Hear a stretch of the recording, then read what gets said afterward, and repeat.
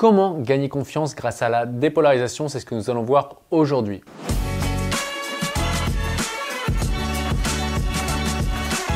Bonjour, ici Pierre, fondateur de l'Académie de l'Haute Performance. On accompagne des sportifs, entrepreneurs et hautes performeurs à se libérer de la peur d'échouer et être confiants et sereins dans le domaine compétitif. Je suis aussi l'auteur de plusieurs ouvrages que vous pouvez retrouver dans le lien dans la description. Et enfin, rappelez-vous que vous avez le droit à un entretien offert avec un membre de mon équipe. Donc aujourd'hui, on a Nathalie qui nous pose la question comment est-ce que je peux gagner confiance grâce à la dépolarisation puisque elle voit ses partenaires comme plus fortes qu'elle. Donc là, peut-être que des fois, il nous arrive de voir des partenaires, que ce soit au travail ou à l'entraînement, qui sont plus forts que nous. Et justement, on se minimise et on se dit mais eux ils sont meilleurs, comment ils font pour être aussi bons, je ne serai jamais aussi bon. Et là on a des il faut, je dois qui se mettent en boucle dans la tête. Donc rappelez-vous que lorsque vous avez des il faut ou des je dois qui arrivent en boucle dans la tête, c'est que très probablement vous minimisez par rapport à quelqu'un ou à quelque chose. Là je prends un exemple justement d'une personne que j'accompagne en ce moment, donc qui est avocat. Et en tant qu'avocat, dans son cabinet, il voit qu'il y a des collègues finalement qui ont déjà écrit des articles, il y a des collègues qui font plus de chiffre d'affaires, etc. Et du coup, il se dit non mais eux, ce sont vraiment des machines, comment ils font pour être comme ça? Dès que l'on perçoit quelqu'un de mieux que nous dans un domaine de vie, ça veut dire qu'on ne voit pas les choses dans la globalité. Et donc par nos perceptions, nos perceptions ne sont pas équilibrées. Donc là, on a tout simplement fait une dépolarisation inversée, c'est-à-dire qu'on a regardé, ok, prends un collègue que tu perçois mieux que toi, lui, il est mieux que moi. Pourquoi? Il a écrit des articles, ok. Et donc on a dit, qu'est-ce que écrire des articles spécifiques évoque par rapport à toi? Écrire un article, ça montre notre légitimité, ça montre notre expertise.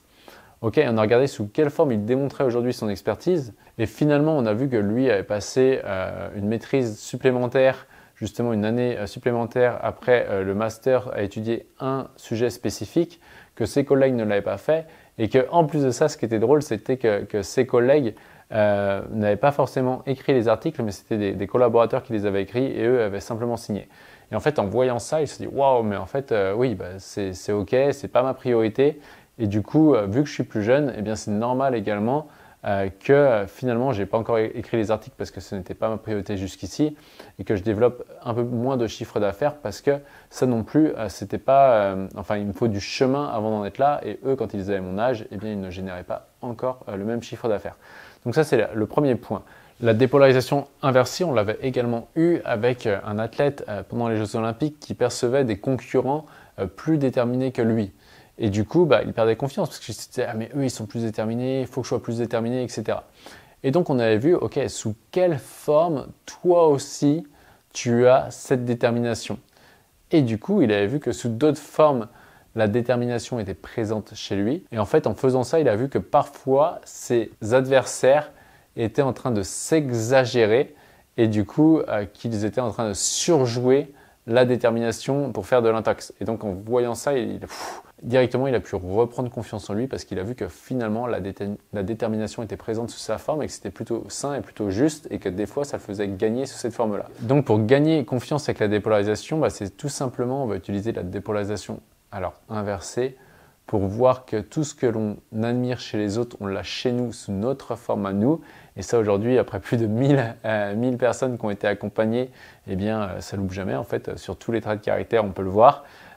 Et aussi, à l'inverse, on peut aussi utiliser la dépolarisation classique. Si j'ai peur de me mettre en avant, je vais avoir peur d'être jugé comme quelqu'un d'arrogant ou je vais avoir peur d'être jugé comme quelqu'un d'incompétent. Et en faisant de la dépolarisation classique dessus, on va éliminer cette peur d'être jugé. Tout ce que je juge à l'extérieur, j'en ai peur d'être jugé. Donc c'est là où la dépolarisation classique et inversée vont enlever ces jugements pour reconnaître qu'on a tout en nous et donc on va construire une solide confiance en soi inconditionnelle. Confiance en soi inconditionnelle, ça veut dire que peu importe ce qui m'arrive à l'extérieur en termes d'avoir, je reste et je sais qui je suis.